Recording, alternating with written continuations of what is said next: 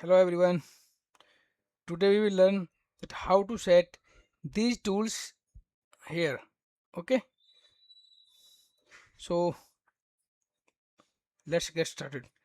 First of all, we will go in tools, then click on customize. Okay, then click on commands here. Here you have to search which tools you want to set here.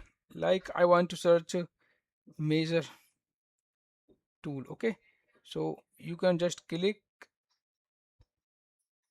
and drop here. Okay, anything you want, like normal tool. Okay, just click on this and drop here. Then okay, just like you can add these tools here. Thank you.